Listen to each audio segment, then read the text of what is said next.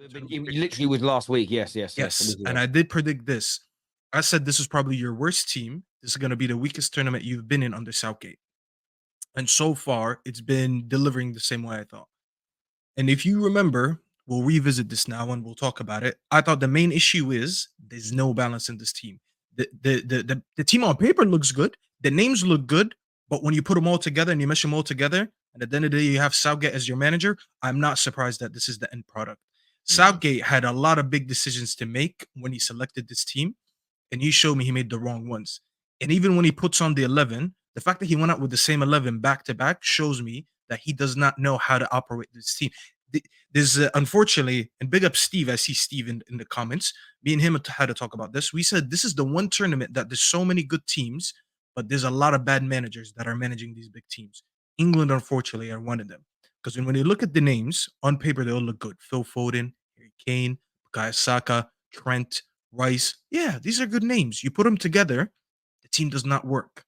The team, Southgate selecting the 11, it does not help anyone. Like the players that he puts together do not help each other. You get what I'm saying? Like all these players individually in their clubs, they look decent, but when he puts them together, they don't look good. And I think there was an issue with him sacrificing certain names when he made the selection before the tournament. We Mm. seen the likes of Grealish and Rashford and them being dropped, and I understood it, but I knew eventually it would bite them because you're missing certain profiles that make other profiles look good. And I'll tell you how as an example. Harry Kane. I think Harry Kane has been abysmal. Is he a good player? Of course, we all know he's a good player. But why is he looking bad? When you look at the support cast, what works out with Kane? When you look at him historically with Bayern and with Spurs, he kind of needs runners around him, needs wingers that kind of stretch out the pitch for him. We've seen him. His best partnership ever came with Son. What was Son known for? Being that wide attacker that makes these runs in behind. So when he drops, he can play that ball in behind for him, or anyone in the midfield can play the ball in behind for these runners. That's the space that Harry Kane leaves. When Harry Kane leaves that space, who's occupying that space? Is Foden that type of winger that does that? No. Is Saka that type of winger that does that? No. Is Trent in the midfield being utilized correctly? What is Trent known for? Trent is known for his passing range. What is the use of his passing range when there's no range to pass for? Who's he passing to? There's no one Mm. scoring out the pitch for him. So that's what I'm saying. Collectively, they all look bad. Declan Rice, as an example, and I'm so happy. Listen, there's a bit of banter that was going to come to this, and I was looking forward to this because all season I told these guys Rice is not a lone six. When I made that comparison to Basuma, it wasn't necessarily because of form. Of course, Basuma's form was shit, but when I made that comparison to Basuma, it was because of his individual capabilities on his day. Obviously, Basuma fell off and was just decided to not play football for the rest of the season. But I kept saying Rice is good in a double pivot or in the eight. He cannot be the guy that holds the midfield. He's not the guy that you want right in front of your back line. Putting him next to Trent made it even worse because Trent is not even a deep lying midfielder as well. So Trent can't do what Partey does as an example for him. Mm. What a Rodri does, or he doesn't even do what a Mano does, and Mano's not a lone six. So all these players together, they look frustrating to watch, but it's all on the manager at the end of the day. So I feel for you guys. I'm enjoying it. I feel for you guys. It's interesting because Southgate in 2018 and Southgate in 2021, he broke the mold in the sense of I felt he was picking the best team and not the best players. Now, some of the team he was picking were good players, and the last Euros is a great example. And I agree that Kane needs runners, but I wouldn't reduce Raheem Sterling's performance at Euro 20. I know it was Euro 2020, but it was played in 2021. To just him being a runner. He was our best player at the tournament. He carried the team in certain games. He was magnificent. But he was picked and put into this squad after a very poor season, with fans saying, but he shouldn't be in the England team. He didn't have a great season. And from my perspective, I understand that to a certain degree because you've got Mainu and you've got Cole Palmer on the bench who are there, who have both had tremendous seasons and they're not getting minutes.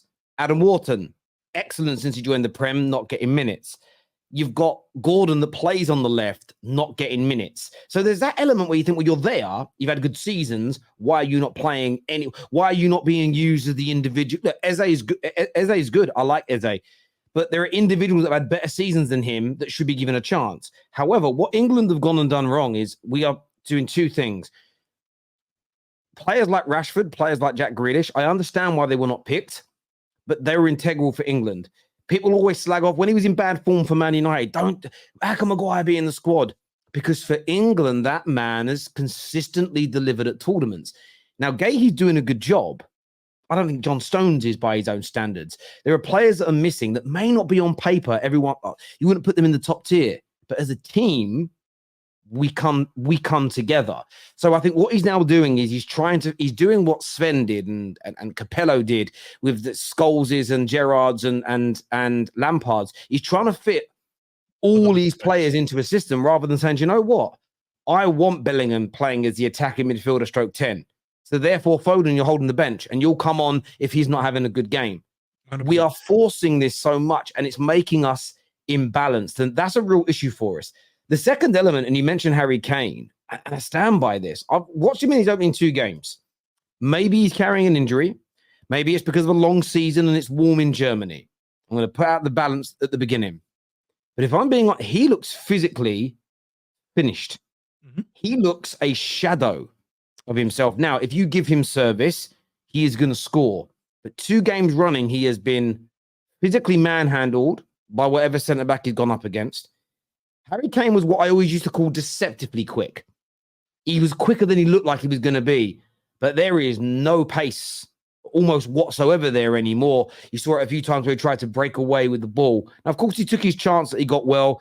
And there's still probably, you could argue there's no better finisher other than Mbappe at this tournament from those areas than Kane. But we look slow and too static with him. And I was very angry after the game and I was annoyed at Kane's performance, but I just sort of reflected. I've watched sort of extended highlights back and this isn't the Harry Kane that I was hoping and expecting to see. And it's interesting because I never claimed to watch tons and tons of other nations' football. I watched him play basically in the Champions League this year, where ironically he's got a lot of speed and a lot of runners around him at Bayern and they dominate the ball and they're always generally the superior team. I haven't watched many Bundesliga games. I wanted to buy him in the summer.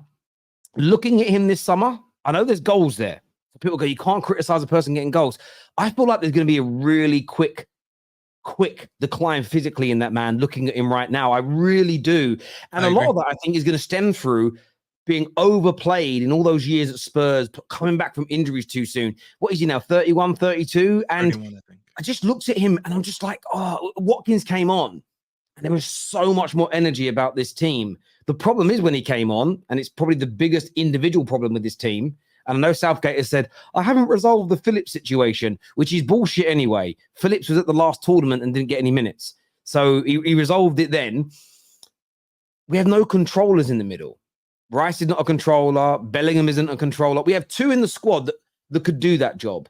They're different from each other. You've got Mainu and you've got Wharton. I don't actually mind which one goes in, but we need players. Those 2 are, Wharton looks a bit more like him in terms of his style of play, but they are sort of, from an English perspective, the Carrick-esque players. But we never gave him the game time either. The English have a real phobia, in my opinion, over players that are not spectacular, that are not smashing into tackles or scoring screamers.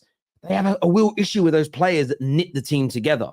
And without those 2 coming into this team, I don't actually think it matters because we took off all the front 3, played more pace, and we still looked as disjointed.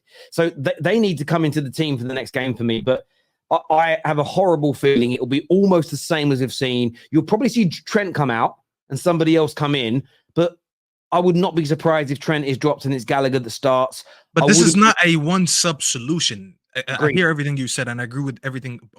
I would say almost everything you said. This is not a 1 or 2 substitution solution. There's a lot that needs to change. Like, I don't even want to dwell over it too much, but let's just go back to Kane because you mentioned Kane. First of all, I think this should be the last time Kane is selected for England.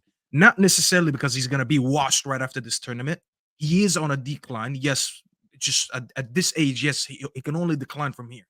You know, especially physically. Maybe not footballing ability, but physically. Legs, yeah. When you look at the type of player that Kane is, because Kane is not he's an unorthodox type of striker. Okay, he's not a Haaland, he's not a Lewandowski, he's not these type of strikers that kind of like to camp in the box a little bit, play off the shoulder, offer all these runs in behind. Yes, here and there they'll be on the ball.